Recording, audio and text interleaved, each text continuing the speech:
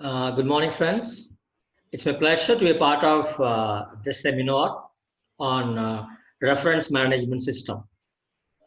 And you know very well, the importance of research is gaining momentum in these days in all the higher education institutions.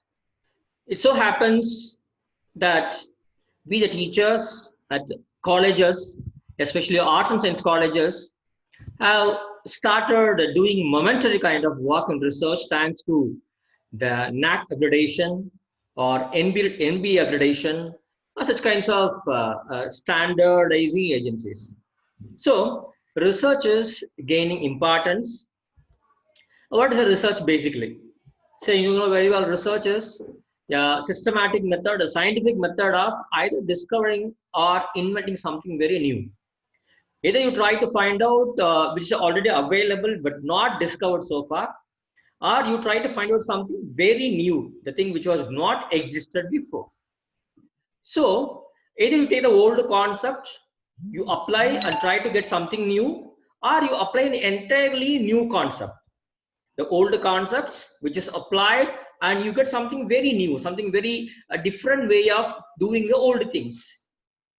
Of course, there is something called serendipity, which means accidental discoveries. So you don't plan to discover something. When you are trying to do a research on a particular topic to find out something, instead of what you aimed at, you got something else. Even that is serendipity, even that is termed as research. And in colleges, we undertake different kinds of research activities. Maybe a student does an assignment. PG students are taking up PG coursework, PG projects. MPhil students are doing MPhil dissertation works, and we, as the teachers, we guide our students in completing their assignments or PG projects or MPhil dissertations. We ourselves are doing PhD thesis, or we are guiding our PhD scholars. Some of us may be doing postdoctoral research in our chosen disciplines. And as the teachers, we always involve ourselves in preparing various research journal articles, or we contribute papers in various conferences, and we contribute chapters in the edited books.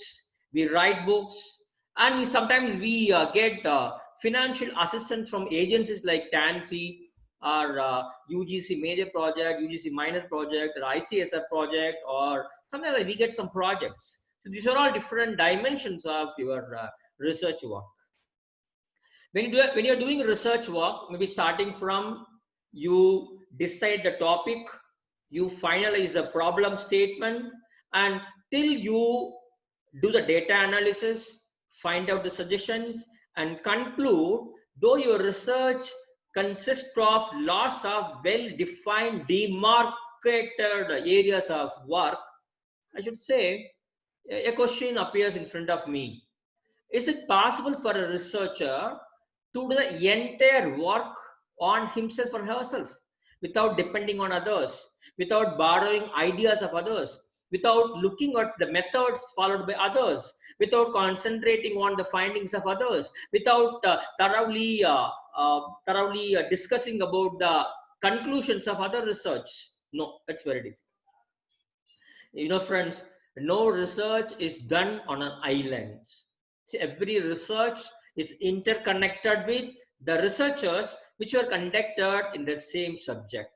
So naturally and obviously, when a researcher is doing a research work, he or she has to borrow the ideas of others.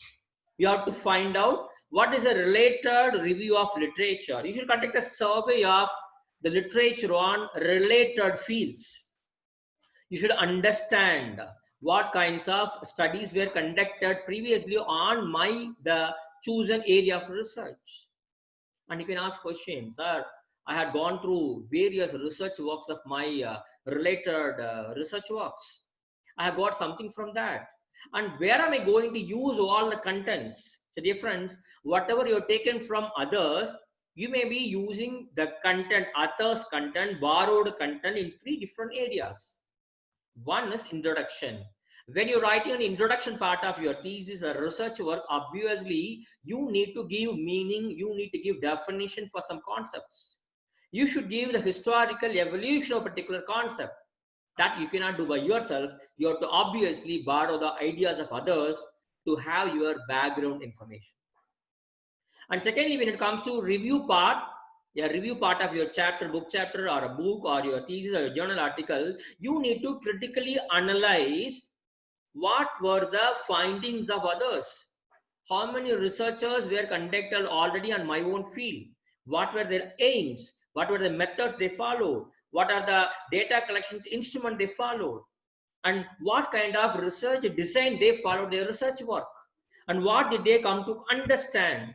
And what did they conclude? What were their findings? See, only when you have an exhaustive survey of existing literature, you will be able to find out what is a research gap that exists in your field, because you are taking up a research work only to fulfill this research gap. So that's second part. And thirdly, after your findings, you need to have a section either in your research or in your journal article entitled discussion. And that is the area where you are going to project to what extent your findings are in line with others, or to what extent your findings are against the findings of others. You need to corroborate and contrast your findings with that of others. So either in the introduction part, or in the review part, or in the discussion part, there is no other go. You have to borrow the ideas of others. Fine.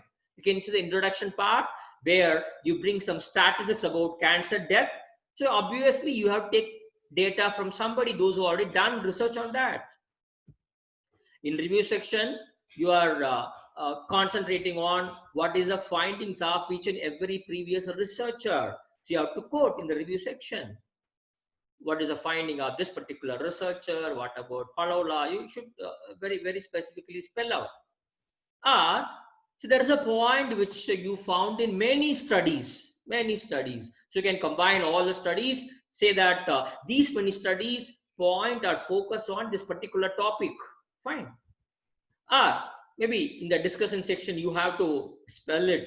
Our results are similar to, okay, or our results are consistent with those of dash and dash, or unlike previous studies, or in contrast to other studies.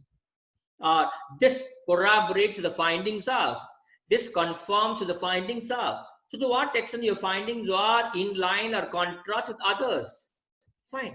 So in all these three places, you need to have the ideas, concepts, or findings of others. You should ask a question. Sir, people say that we should not copy the ideas of others. If we copy the ideas, then that will result in plagiarism, sir.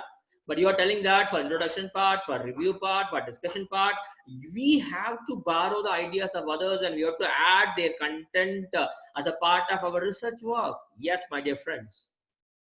When you're copying the ideas, the methods, the results, the findings, the methodologies of others, and if you are using them in your research, naturally it will lead to plagiarism if you don't do one thing. What is that? You need to acknowledge that, yes, I have borrowed the ideas from these many people very boldly, very confidently in my research paper. I am going to accept, I am going to thank that I have borrowed I have taken the ideas from these many people. So only when that kind of acknowledgement is missing, only when you fail to attribute to the contributions of others, only when you claim that these are the works done by me, when actually you have taken the works from others, that will lead to plagiarism. So what is the best way to get rid of plagiarism? You have to acknowledge. You have to thank that, yes, I have taken the ideas from all these people. How to thank others? That's what the reference management is all about. So whatever be the idea or a concept or a thing or a method or a methodology or findings or suggestions, whatever you've taken from others, you have to acknowledge. You have to give due credit to the original author from whom you have borrowed this particular idea. Fine.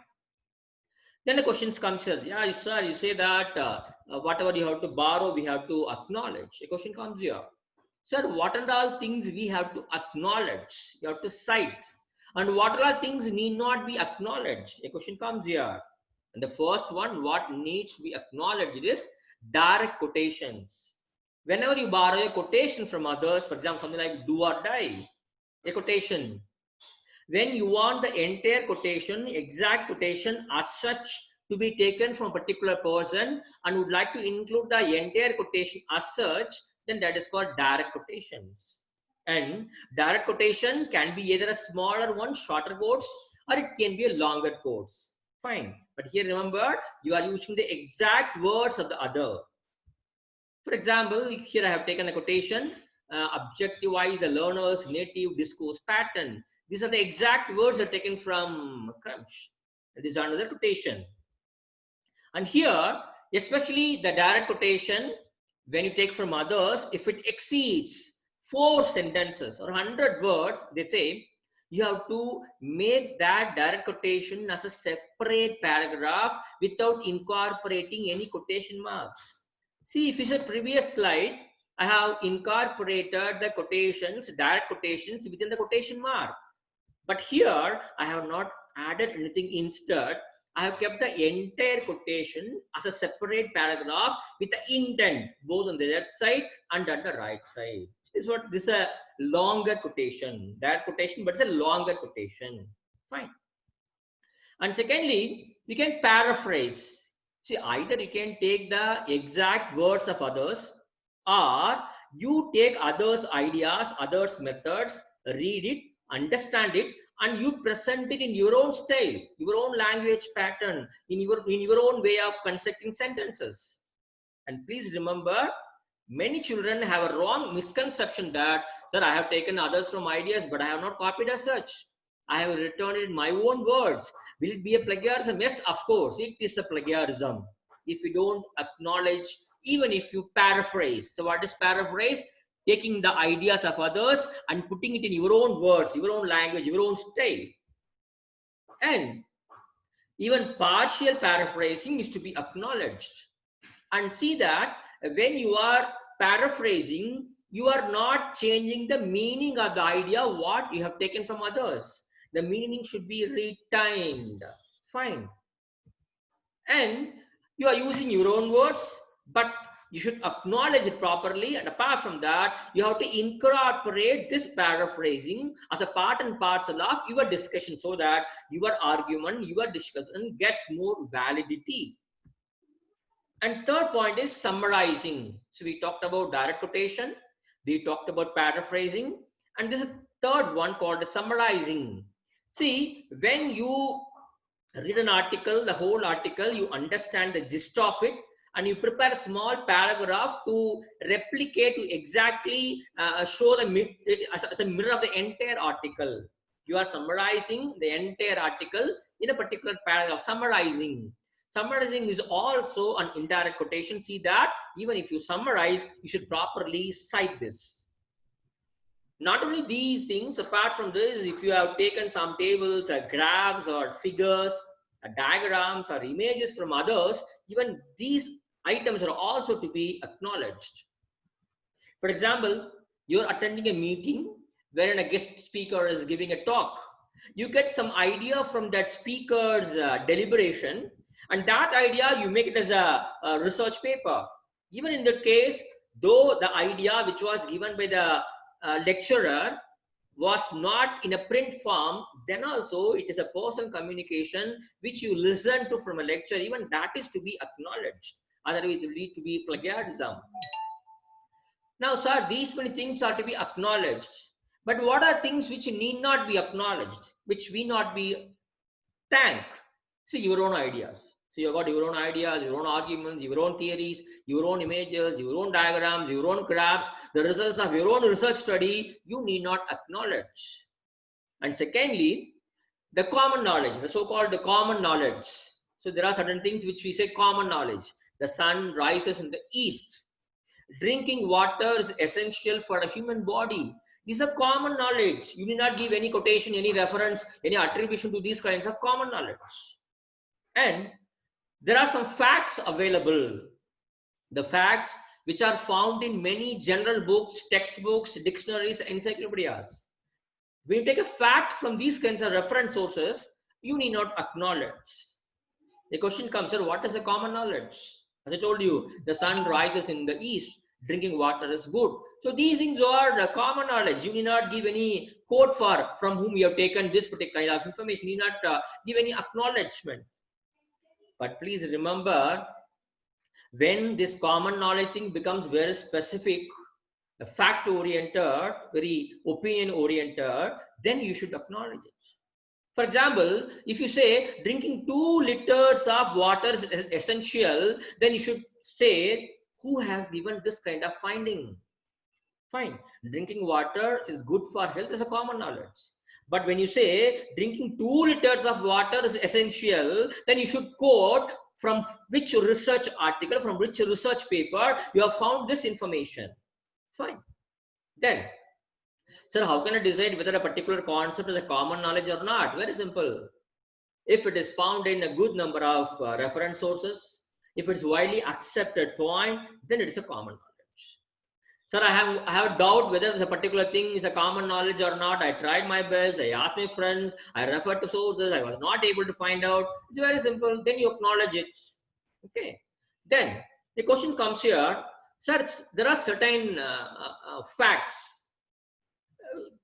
There's no need to acknowledge it. For example, we say that Ilayaraja is a very good composer of music. There's no need to quote any citation for this. There's no need to acknowledge anything. You need not tell from which article you have found out that Ilayaraja is a good music composer. There's no need. It's a known fact. But if you want to say that Ilayaraja is the best composer ever world has seen, it is become an opinion. It is not a fact. It is an opinion given by some other researcher. Then you have to acknowledge this particular point. So please differentiate between facts and opinions. Fine. In case any doubt, you please cite it. Then I have been talking about you take either direct quotations, or you take a paraphrase, or take a summary, you take a table, you take a graph, you take all these things and you're using it in your research paper. And I say you have to acknowledge it. So what is that? We say you have to give proper citation to the particular source from where you have borrowed the ideas. You have to give proper referencing to the source from where you have borrowed your ideas. So what is referencing? It is a labeling of material that you have taken from others so that the readers will be able to locate the source. See, you are doing a research on artificial intelligence. You have borrowed ideas from 10 research papers. So you should give a label to all these 10 materials so that tomorrow your friend is going to read the same research paper and he would be and he should be and he will be able to locate all the 10 sources by himself. Okay. So by referencing, you are acknowledging the ownership of the materials. See, you have borrowed an idea. The idea is not yours. The owner of this idea is somebody else. So you should acknowledge, I'm not the owner, he is the owner. And secondly, it gives you credibility for your research. When a person has done some 100 review of literature in his research article, or he has added some 40 research papers in his research review, and we said, oh, what a wonderful research. He has got 100 reviews of literature in his research paper. Oh, so credible research. And thirdly, the followers will be able to access the same resources by themselves. And fourthly, see, when I say that Mr. X is very good, everybody may not believe, everybody may not accept. When I say that X is good, okay, I have found out that in 2011, another person did a research and found out that X is good. There's another research in Antarctica which found out that Mr. X is good. So when I'm quoting, when I'm drawing, I am getting support from the fellow researchers. I get all the findings of others and I say that even my finding is the same. That's how you build a kind of strength to your arguments or statements. And basically, referencing to others, acknowledging others, is a basic research ethics a person has to follow. And in fact, that is the best way of exchanging knowledge. So only when you reference, only when you cite others' work, and that particular person's idea or theory gets popularized. So you are trying to give recognition to the intellectual work, intellectual idea of others by citing them. So these are various reasons why we have to cite a particular research paper. And what are the methods of referencing? So basically we've got three different methods of referencing. One is in-text referencing, and secondly numeric, and third one is footnotes. Okay, and basically we say they're all in-text citations. There are three different methods are there. Though you are having an in-text citation, so I mean in-text citation is a method by which you are quoting the source from where you have taken the idea in the body of your research work itself. Maybe in the introduction place itself, or maybe in the discussion section itself, or maybe in the review section itself, you say that I have taken this idea from so and so. That is called in-text citation or textual citations. At the same time, whatever in-text citations you have, all the in-text citations, you need to prepare either a bibliography or a reference or work cited at the end of your research paper. Fine. Both are two different things. First, let us discuss about in-text citations. The first style is called as author date system. A system where you make use of author's entry element and the year of publication of the author. This is known as in-text citation, author date system. APA style, Harvard style, MLA style, they all follow this author date system. Fine. When if you are making use of direct quotation, then you may have to include even the page number. If it's not direct quotation, it's only a paraphrasing, it's only a summary, then you can make use of just author's name and year of publication. Fine. For example, I just given a small example. So I have paraphrased here. So I have given only the name of the authors and year of publication.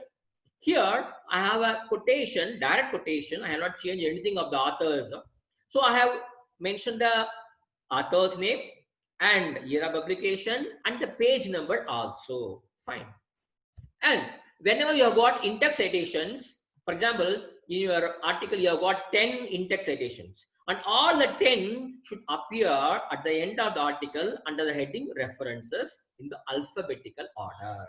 So you have used 10 references, 10 in-textual citations are there. At the end, there will be 10 references. Fine. And second one is numbered referencing style, where you make use of a number. Instead of giving the name of the author and year of publication, you just write number either in bracket or you give it in a superscript form. For example, this is a quotation, I give number 2. If this is a paraphrasing, for example, I have given 3, 5 to 7. Even several sources can be so quoted.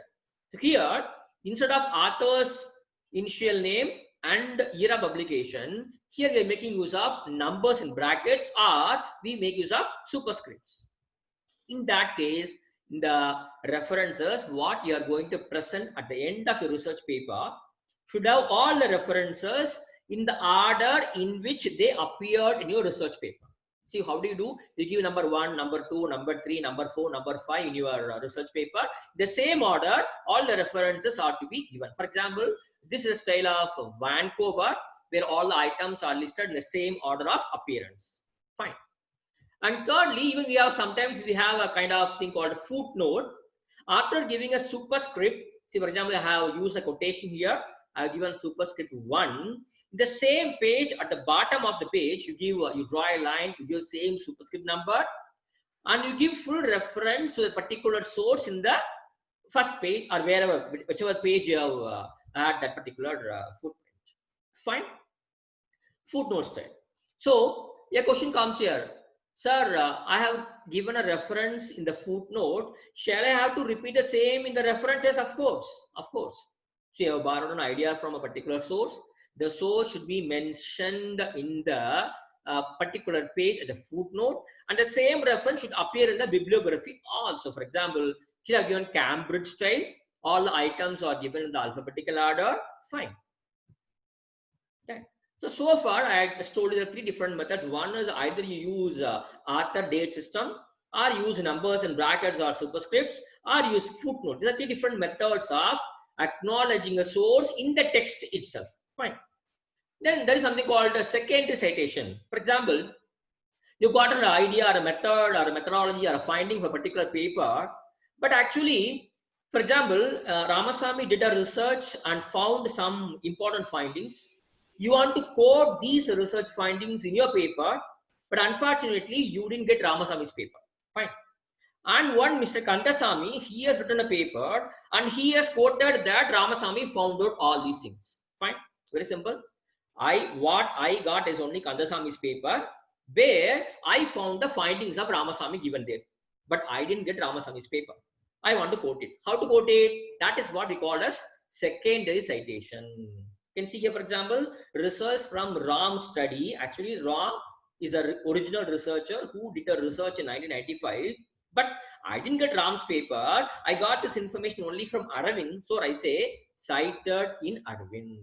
Fine. So this way you can give even secondary citation also. Fine.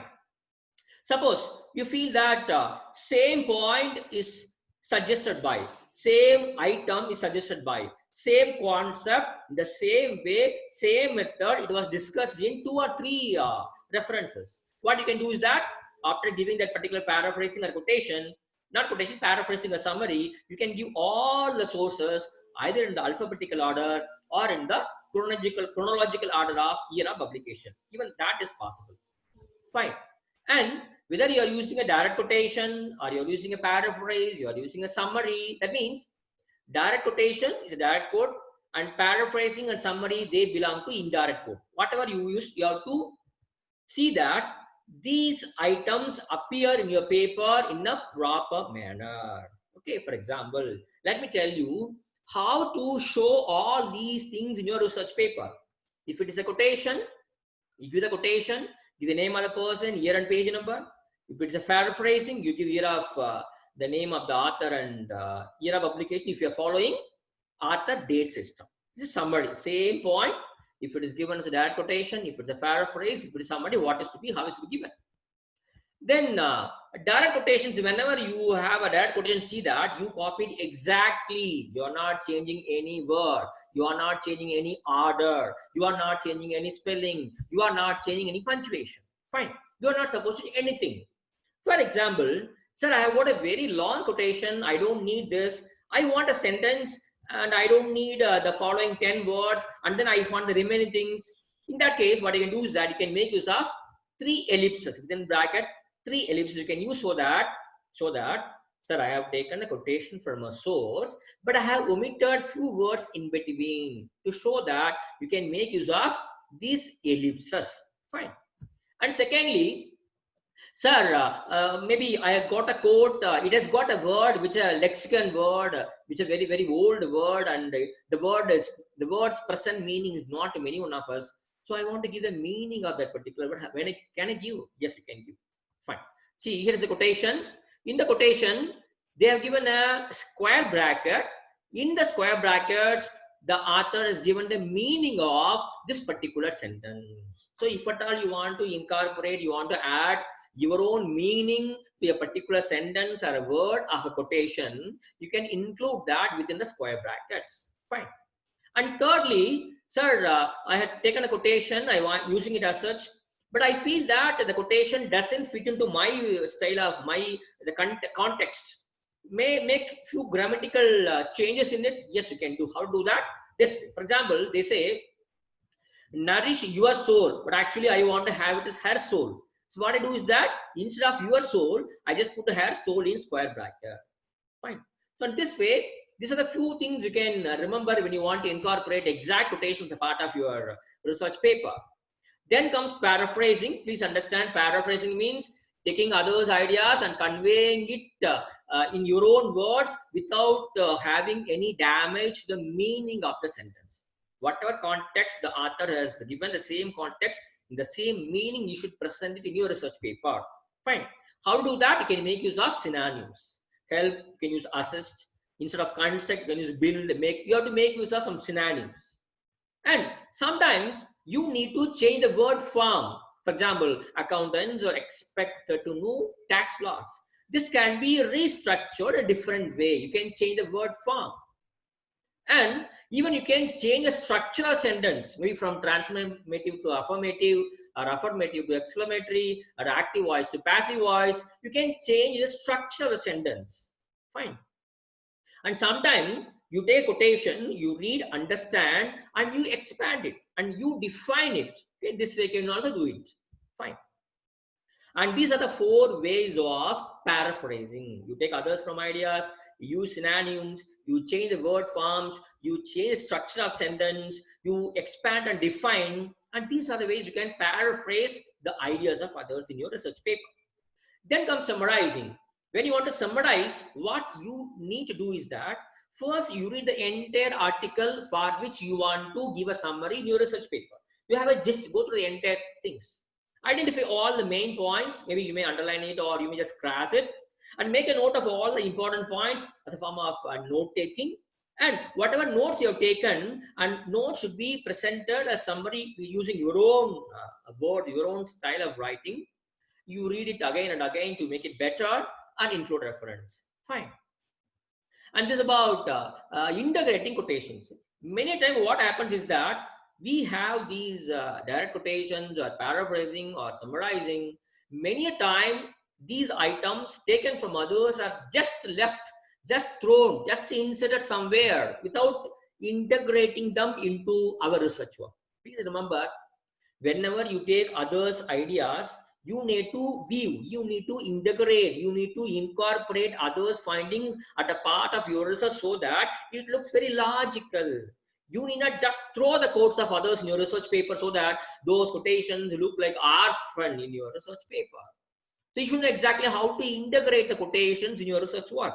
See, you can introduce a quotation with a complete sentence. You give a complete sentence and then you give a quotation.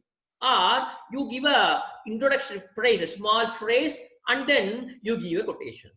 Or you make use of the conjunction called that and you can add the quotation. Or you can make the quotation get viewed as a part and parcel of your research piece of writing. So in all the 4 ways, you can integrate the short quotations as a part of your research work. Then, how to integrate the longer quotations? As I told you, very important thing. First of all, before you add this particular quotation of others, you should to introduce the quotation. See, I am going to give a quotation that is given by so and so. Then you give the quotation in the intended form, and then you have to give a link to your argument. To what extent your quotation that you reproduced above has got a link to your findings or your suggestions or your arguments. So you have to link this particular quotation to your research work. Fine. This is how you have to integrate the quotations into a part of your research work. Fine. Then when you want to include indirect quotations, okay, that's about direct quotations. When you want to include indirect quotation, maybe paraphrasing or summarizing, basically we have 2 different methods of integrating indirect quotations as a part of your research work. Okay, one is author prominent paraphrasing and second is information prominent paraphrasing. Fine. If it is a author prominent, it means that you want to give importance to that particular author in your research work. Okay, what you have taken from other is not important, but from whom you have taken is very important. If you feel so, then you write the name of the author first. Neri argues that according to Meloni. So you give the name of the author first and then give the ideas what you have taken from others. And in the information prominent paraphrases, information is important. The person who has given this information is not so important. So first you give the idea. At the end of the paraphrasing or summary, you give the name of the person or page number or year and so on so of others as well. Fine. So either you follow author prominent paraphrasing or information prominent paraphrasing. It depends on your research ideas. Fine. And when you are integrating these kinds of quotations, see that you are using many number of different kinds of words. Please don't say that Ramasamy says, Kandasamy says, Munisamy says, X says, Y says. No. So you have to read the feelings of other researcher and you have to say whether you are, for example, I say that Ramasamy argues, Ramasamy claims, Ramasamy debates, Ramasamy disagrees with. So this kind of words will give a better understanding of how you understand, how you have understood, and how you have incorporated others' findings as a part of your research paper. Fine. So these are the few words you can use instead of simply using stated or said. You can say argued, commented, convinced, described, disputed, instructed, proposed, persuaded, examined, debated. These are few words which you can use when you are trying to integrate the indirect citations as a part of your research work. Fine. The question comes here, sir, you have taught us that it is a must that we have to acknowledge the sources. To acknowledge the sources, I should do two things. One is I should prepare in-text citation, and I should prepare a list of references or bibliography or work cited at the end of my paper. These two things are to be done. As far as in-text citation is concerned, it can be either author date system or it can be a number based system. Fine. And how can I prepare these things? To help you to prepare both in-text citations and the list of references, the world has developed a good number of citation styles. What is citation style? It's nothing but a standard way of acknowledging others, standard way of citing others. You've taken a research paper or a book chapter or a conference paper or an interview or a YouTube video or a small newspaper or oral communication or a blog post or maybe something like Instagram, Flickr photo. You've taken something from others and you want to cite them. You want to acknowledge them. You want to thank that, yes, I have borrowed from others. How to do that? We have a standard method of doing it. That's what we call as citation style. And how many citation styles are there? You will not believe we have more than 9,500 citation styles. And the very popular ones are maybe AP, American Psychological Association, and we have Chicago style, we have MLA, Modern Language Association, we have Vancouver style, Nature style, IEEE style, Probian style, and many such styles are there. And you need to decide and follow any one style for preparing your research paper. If the particular journal tells that you have to follow this particular style, you follow. For example, you want to publish a paper in a particular journal. The journal says that you have to prepare your references in APA. You go for APA. Sometimes the journal may have their own their own referencing system. If it is so, then you have to follow, you have to read the guidance given. Accordingly, you have to prepare the references. Fine. Now, how to prepare these citations? There are different methods. One is, everybody has MS Word. That will help us to prepare both in-text citations and a list of references. Or secondly, you can go for some online bibliography generators. Just go there, you give the required things. The online software web page will prepare in-text citation, will prepare references.